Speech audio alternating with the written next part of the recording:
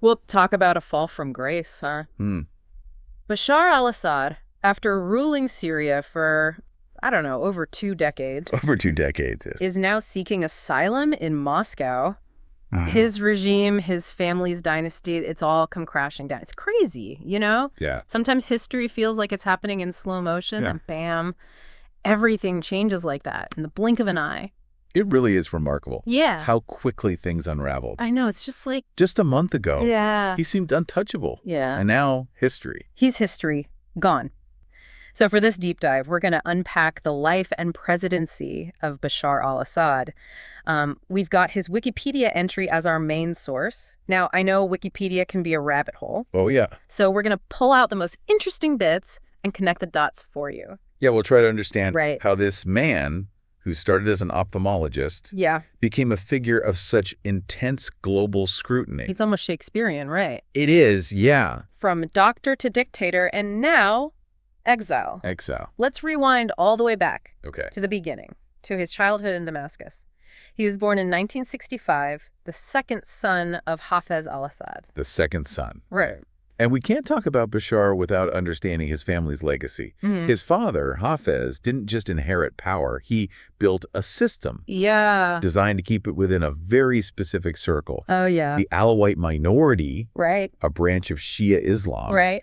became dominant within the government and military, despite representing a relatively small portion of the Syrian population. So it wasn't just about one man, it was about establishing a whole power structure. Our whole power structure, yeah. And the family name itself is pretty loaded. It wasn't always al-Assad, which means the lion. Right. You know? You're right. His grandfather actually changed it from Wash. And guess what that means? Let me think. Something fierce. Savage. Savage. Kind of fitting when you look at the regime's reputation. Whoa. Talk about foreshadowing. It's like something out of Greek tragedy. Yeah. But back to Bashar, he wasn't initially meant to rule, right? Right. He was off in London becoming an eye doctor. That's right. It was only after his older brother, the heir apparent, died in a car crash that Bashar was brought back to be groomed for leadership. Oh, wow. It's interesting to consider how different Syria's history might have been if that hadn't happened. Yeah, talk about a twist of fate. And then they actually changed the Syrian constitution to lower the minimum age for presidency. I mean, come on, that's not even trying to hide it at that point. It was a pretty clear power grab. Oh, yeah. And it worked. In 2000, after his father's death, Bashar wins the election with a whopping 97.29% of the vote. 97%. You got to be kidding me. Even in the most, tightly controlled systems, you think they'd try to make it look a little believable? Right. It really undermined any claims of democratic reform. And it set the stage for the kind of iron-fisted rule that would eventually lead to the Civil War. Right. So initially, though, there was this period called the Damascus Spring. The Damascus Spring, right. What was that all about? Was there actually hope for change back then? There was a brief moment of optimism. Yeah. Assad talked about reform, liberalization, Okay. maybe even opening up the political system. Yeah. Intellectuals and activists started to speak out, Right. testing the waters. Yeah. But it turned out to be a false spring. Because pretty soon, any dissent was met with swift and brutal crackdown. It's almost like he was lulling everyone into a false sense of security before tightening his grip even further. It's a chilling pattern, isn't it? Yeah. And then there's the assassination of Lebanese Prime Minister Rafik Hariri in 2005. Right. This was a huge turning point. The UN investigation pointed the finger at high-ranking Syrian officials. Let's talk about an international scandal. It shattered any remaining illusions that Bashar was a reformer. Right. And made him a pariah on the world stage. Oh. It was the beginning of his transformation into the villain we see today. But even before that, wasn't there something about a secret nuclear program? Oh, yeah, that's right. Syria was developing a nuclear facility. Really? With help from North Korea. No way. Pretty bold move, considering the international scrutiny he was already under. Oh, yeah. Yeah, and of course, Israel wasn't too happy about it. Of course not, yeah. Nope. They bombed the facility in 2007. Oh, wow. It was a stark reminder of the volatile situation in the region and Assad's willingness to play a dangerous game. Yeah. This all happened before the Arab Spring uprisings even began, which, as you know, ultimately led to the Syrian civil war, but we'll dive into that in the next part of our deep dive. So picture this, it's 2011. Okay. The Arab Spring is in full swing. Yeah. Tunisia, Egypt, Libya. Right. People are rising up demanding change. And in Syria, Protests erupt, Yeah. fueled by decades of repression and inequality. Right. People wanted basic freedoms, economic opportunity, a voice in their government. You can almost feel that energy. Yeah. That sense of hope. Right. Like anything was possible. Absolutely. It was a pivotal moment. Yeah. But unlike in other countries where dictators were toppled, Bashar al Assad doubled down on his control. He went full dictator mode. Exactly. Peaceful protests were met with violence, arrests, disappearances. Oh, wow. He demonized the opposition, calling them terrorists and foreign agents. Oh, jeez. He used state media to spread propaganda and sow fear. Okay. And sadly, the situation escalated quickly. From protests to full-blown civil war in what felt like no time. Yeah. Reading about it in his Wikipedia entry is one thing, but seeing the images, the stories from refugees, it's just devastating. It was a humanitarian catastrophe on a massive scale. Yeah. Cities were bombed into rubble. I know, it's just... Entire neighborhoods were emptied as people fled for their lives. Right. We're talking over 500,000 people killed, millions displaced. Oh. And the UN was very clear. Yeah. Pro-Assad forces were responsible for the vast majority of civilian casualties. It's hard to wrap your head around that level of suffering. It is. And for years, the international community called for Assad to step down. Right. The U.S., Europe, the Arab League, they imposed sanctions, condemned his actions. They did. But nothing seemed to budge him. He had some powerful allies. Like who? Russia and Iran provided military and financial support, Okay. essentially propping up his regime. Right. This wasn't just about Syria anymore. Hmm. It became a proxy war with global powers backing different sides. And even within Syria, there was this complex web of factions, each with their own goals. Yeah. You had secular groups, Islamist groups, Kurdish groups. It must have been impossible to negotiate any kind of peace settlement with so many competing interests. Yeah, exactly. It was chaos. Right. And all the while, Assad was tightening his grip on power. Yeah. The accusations against his regime are staggering. Yeah. We're talking about systematic torture, mass executions, the use of chemical weapons. He basically turned Syria into a police state, silencing anyone who dared to oppose him. And how did he manage to maintain this image of strength, this defiance in the face of all this? That's where things get really interesting. Okay. You see, Assad wasn't just a brutal dictator. Yeah. He was also a master manipulator. Really?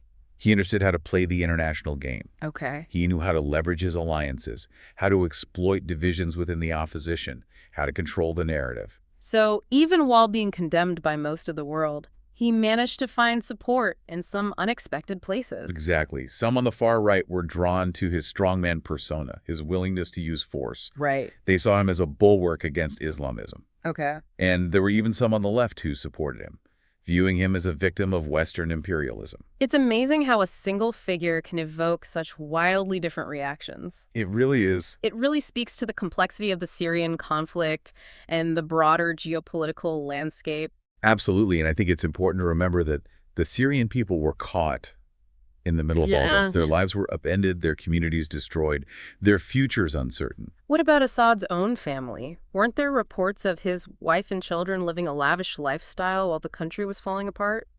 There were definitely questions about their extravagant spending habits and their seeming detachment from the suffering of the Syrian people. Right. His sister and mother even fled the country during the war, seeking refuge in the United Arab Emirates. Wow. It's as if they were living in a different reality. Talk about a disconnect. Yeah. But even with all the odds stacked against him, Assad clung to power. Right. For over a decade, the civil war raged on. It did. It seemed like it would never end. Mm. And then just a few weeks ago, everything changed. Yeah. The rebel offensive, the fall of Damascus, Assad fleeing to Moscow. A dramatic and sudden end to a long and bloody chapter. And with Assad gone, the dynasty he inherited, the power structure his father built, it all came crashing down. So here we are, Assad's regime has fallen, his dynasty is over. You'd think there'd be a sense of relief, of closure, but honestly, I just keep thinking, what now?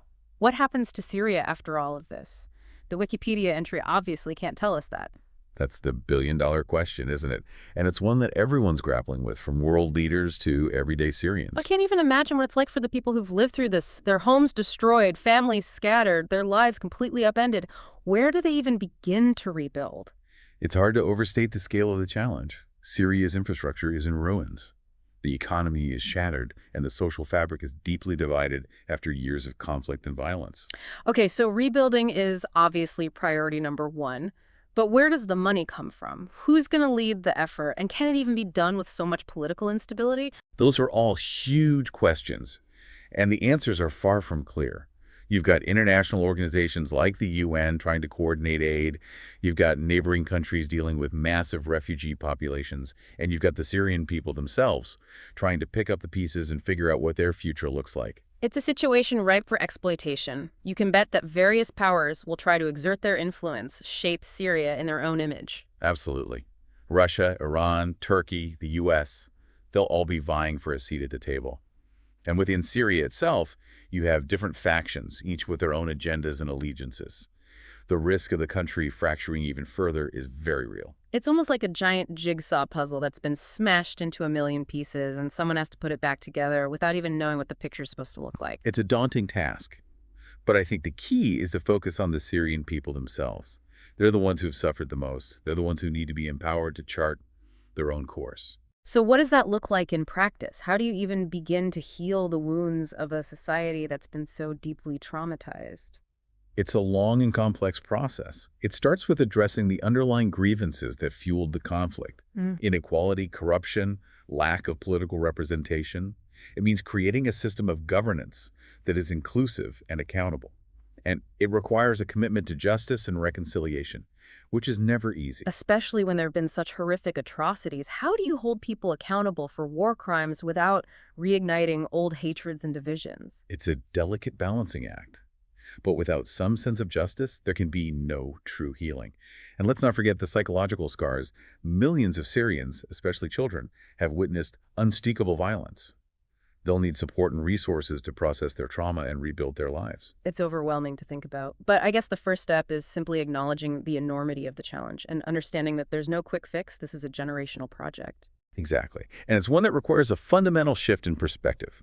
Instead of viewing Syria as a battleground for competing interests, we need to see it as a nation of people who deserve peace, dignity, and a chance to build a better future. Well said. So as we wrap up this deep dive into the life and legacy of Bashar al Assad, I think the one takeaway for our listeners is that the story doesn't end here. It's just the beginning of a new chapter, one that's still being written. And we can all play a role in shaping that narrative by educating ourselves, by supporting humanitarian efforts, and by advocating for policies that promote peace and justice. We can help ensure that Syria's future is brighter than its past. Absolutely. Thanks for joining us on this deep dive. We'll see you next time.